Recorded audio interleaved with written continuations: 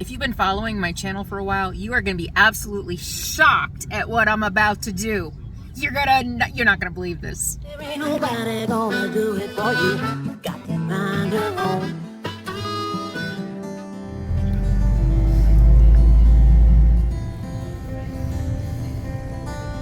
Make sure your windows are closed all the way.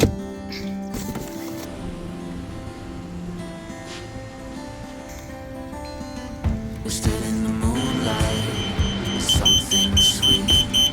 Let it wash over all of me. With you I found my company. Forever close to the unknown. No doubts, no regret. Happy before we get another day to do it all again. Oh, throwing open all the curtains wide. Oh, I'm gonna miss it. Oh, nothing's promised to you in this life, but it's there for us to take. So live well before we break.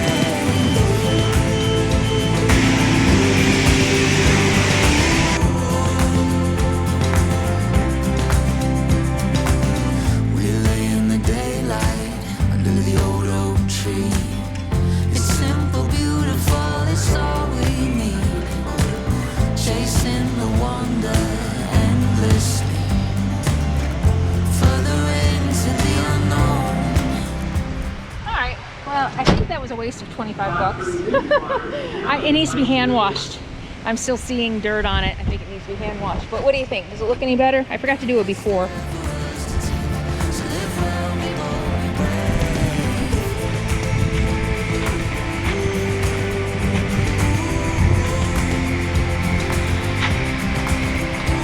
I don't know, it looks a little better. I see a difference.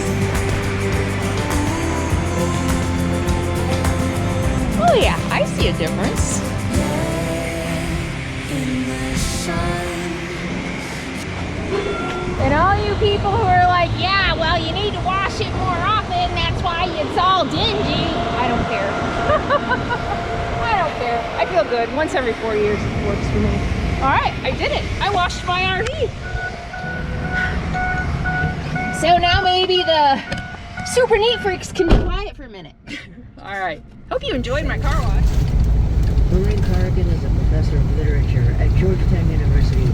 She reviewed There Will Be Fire. All right, so this is where I'm gonna have to start doing some narrating, because when things go wrong in my life, the last thing I think about is turning on the camera. It's a lot easier to do it when I'm helping other people. But when I'm stressed out, I don't want to film. So I'm gonna have to narrate some of this here. So I left Pahrump, my big last trip to Pahrump. I picked up my mail, I washed my RV, and the plan was to head up toward Valley of the Fire State Park. I had a boondocking spot scouted up there that I was heading to about a half hour outside the park. My friends Edie and Cindy were going to be joining me, I think, the next day. They were going to try to stay inside the park. Anyway, I'm moseying along on Boulder, I think it's Boulder Highway outside of Las Vegas. You can see the views are beautiful. I'm like just going about my merry way. And my RV starts acting up. Stepping on the gas, no power. Literally, I was watching the needle go down with my foot all the way to the floor on the gas. The needle of the speedometer is literally going down, down, down, down. And I pushed it and pushed it and pushed it, and it would all of a sudden kick in, and then it would be fine. And I would go a little while, I'd put my foot on the gas, and literally nothing would happen. The engine wouldn't rev, nothing was happening. And at this point, I think when it first started, I was 20 miles, maybe 15 miles from where I wanted to camp. And I'm like, no, I'm just gonna have to call a tow truck. I think it was a Friday. It was late in the day already. It was like 3 o'clock. Anyway, I made it to, this kept happening. I had to put my hazards on. Luckily, it's a country road, and it's in a, it's in a national park. area, so you actually have to have a national park pass to get in. You have to pay to get in, so it's a country road, but it's National Park Service. So there's not a lot of people out there, so there wasn't a lot of traffic, but I literally thought I was just going to end up on the side of the road, 20 miles an hour with my foot all the way to the floor. It just wasn't going. And so a couple times I had my hazards on. I was thinking I was going to have to pull over. I finally made it to a rest area.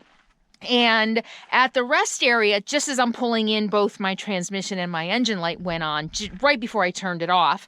I wanted to check my fluids. My first thought was, even though I check my fluids regularly, the transmission fluid can be hard to read because it's supposed to be, has a red tint, but sometimes you can't really see it. So that was my first thought. Even though I had been checking my transmission fluid, I thought maybe I misread it and I was out of fluid. And I checked it. I still couldn't tell. I put a quart in. I was like, I don't know if it's empty or not. And I sat in it was like 95 degrees outside. And I sat in the rest area for a minute, trying to decide what to do. Do I want to call a tow truck now? I looked at the map. I was 1.7 miles from where I wanted to camp. 1.7 miles. And I'm like, you know what? Screw it. I'm going to go to where I wanted to camp and I'll deal with it tomorrow. So maybe it wasn't a Friday. Anyway, because I don't know that I would have wanted to deal with it on a Saturday, but whatever, it was late in the day and I didn't feel like dealing with it. And I knew even by the time I waited for a tow truck, got towed back into Vegas, it would have been after 5. I would have been sitting in an RV repair shop or something overnight anyway. Why? Go to my camp and be comfortable. So that's what I did. I drove 1.8 miles to barely. It was very slow, very slow going. Sometimes it would go, sometimes it wouldn't. Foot on the gas, nothing happening, not even the engine revving. And of course, the first thought is always transmission. So I made it to 1.8 miles, I think it was, and the spot that I wanted to camp was on Lake Mead, about a mile down the road, but I found a spot close to the road in case I needed to get towed, because that's what I was thinking. I was going to have to get towed, and I just spent the night. And I was like, you know what? I'll deal with it tomorrow. And I just stayed on the side of the road out in the middle of nowhere, and that's what I did the first night. Sadie? Sadie? Sadie? Sadie? Sadie?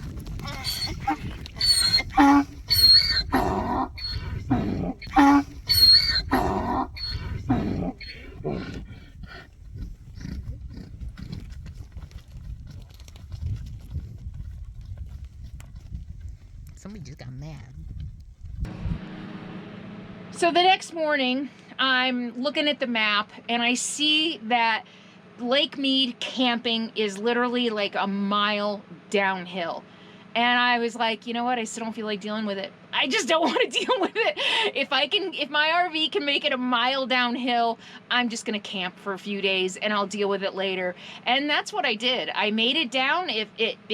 No problems whatsoever going the mile down the road to the camp.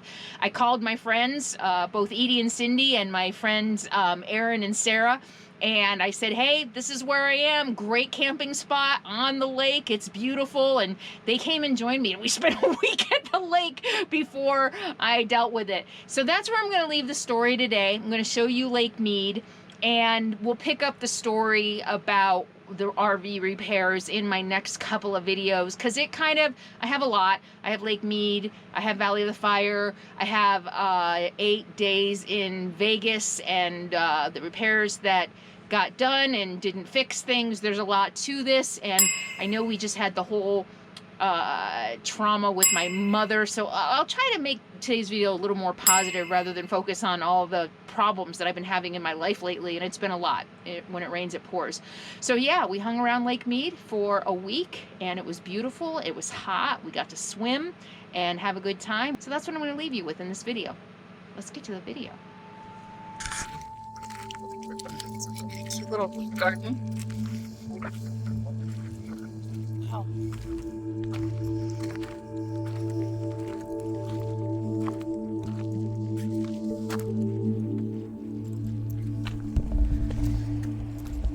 Lake Mead was created in the 1930s as part of the Hoover Dam, and it provides water storage in the lower basin of the Colorado River. Wow, look. The reservoir is designated to hold 28,900,000 acre-feet of water. And at 248 square miles, its capacity is the largest in the United States.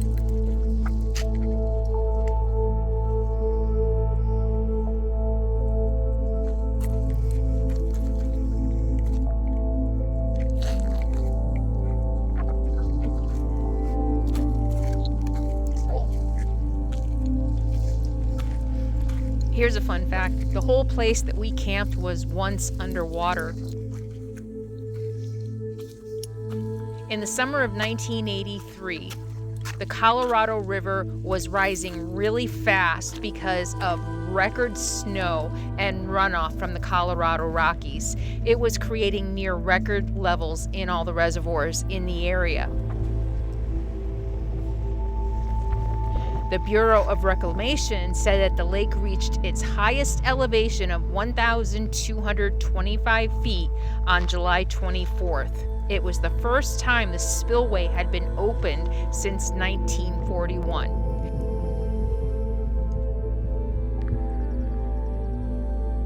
And since then, through drought and climate change, the lake has been receding.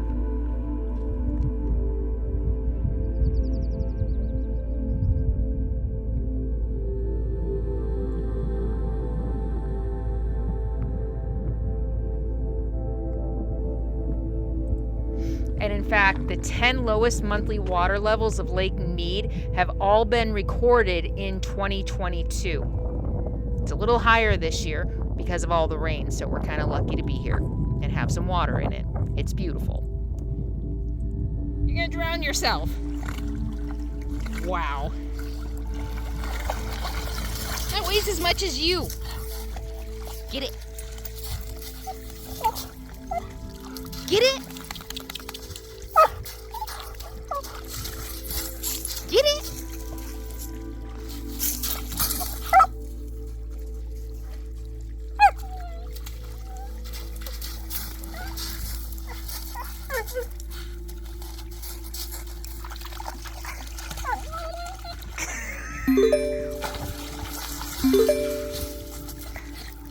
What are you gonna do with it?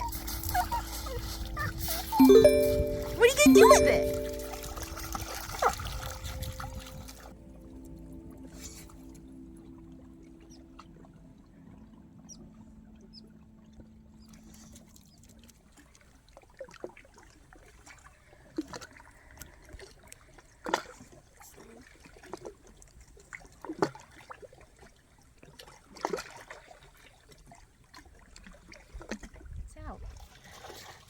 We think it's salt.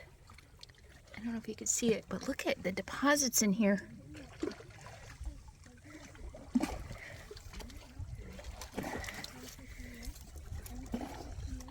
Look at that. Look how shiny. It's so cool. Oh, it's so shiny. You came up behind me and scared me. Look at it all. It's really cool. Look at. Oh, that is wet. So look how shiny. It looks wet. It is wet.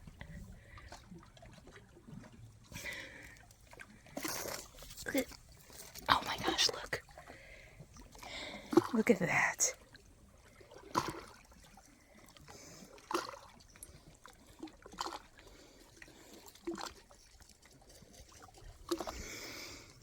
Very cool. Look at them. You see that one right there? It's very cool. Look at it all. All these deposits. Very cool. Beautiful.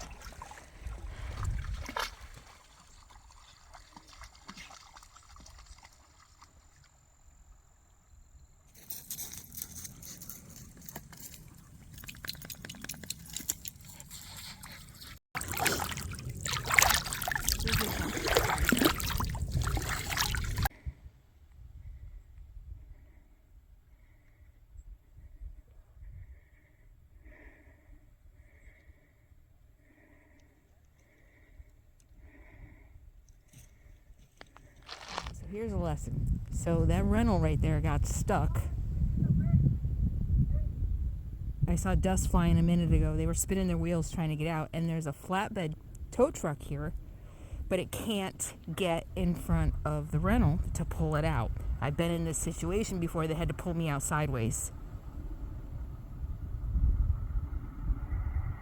I think that might be what they're trying to do. You never know when you're going to get stuck, but I make sure from now on, if I'm going any place iffy, to make sure a tow truck can get in front of me to pull me out. Yep, they're pulling them out sideways. Oh my gosh. I feel their pain. Definitely, I have been there at least, well, I've been stuck. I can't even count how many times I've been stuck. And I've had to be pulled out sideways at least twice. Oh, and they're in a rental. Oh my gosh. Bummer. Well, that ruins your vacation.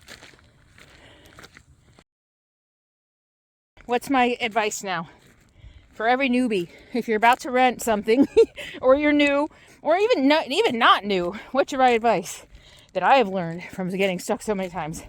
Get out and test the ground before you drive. And when you're new, you have no idea. You just don't know. You're like, oh, this is a road. You don't, yeah. So a lot of it is just a learning curve. But when in doubt, always get out and test. Even when you're not in doubt, get out and test if you're going in something like this. That's the thing. Because if you were in doubt, you might not get stuck. So sometimes you just drive into things and you don't even know. So anyway, that's it. Lesson of the day, RV life. I just realized the other reason maybe the tow truck can't get in front of it. But the other thing is, if you're stuck in the sand, the tow truck doesn't want to get stuck in the sand. I'm surprised I'm surprised they're even out there. I was looking up tow trucks out here because I have to be towed, and they won't go 300 feet off a road, and it has to no dry lake beds or anything like that, because last thing you want is for your tow truck to get stuck. So I'm kind of surprised they're even out there. They're more than 300 feet off a road, so I guess that's another lesson. Anything is possible. People are always worried that I'm going to get stuck out in the middle of nowhere. You throw enough money at anything. Not that I have a lot of money, but I'd be willing to spend what I have to get out of a stuck situation. So anything is possible. Nothing is impossible. It really worked well.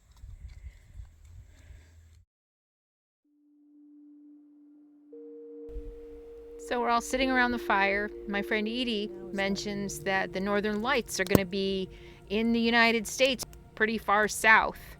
And we see some weird thing in the sky, and we all get up. Edie was over there first. She noticed it first. And we saw something that looked really interesting. And when we started taking pictures, we saw that they were the Northern Lights just north of Las Vegas in Nevada. We got to see Northern Lights. We didn't see them very well with the naked eye, but they really showed up on camera. So what a treat.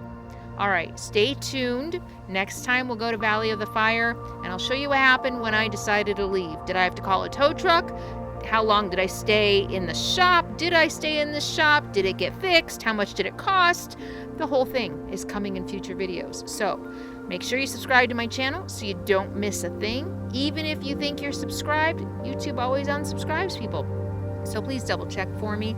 Hit that thumbs up if you enjoyed my video, and I will definitely see you next time. Thanks so much for hanging out with me. In the meantime, be happy, be free, and be kind.